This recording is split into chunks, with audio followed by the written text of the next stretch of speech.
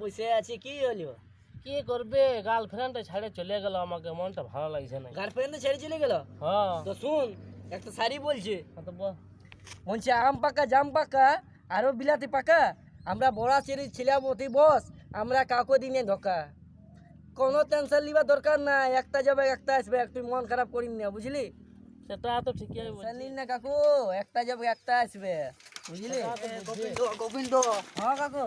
তোর গার্লফ্রেন্ডটা কার সঙ্গে পালাই গেল? হ্যাঁ? অন্য ছিল পাইছিল, এগুলা বন্ধ রাখবো না, বন্ধ সবাই खत्म। Bye bye, tata, goodbye, गया।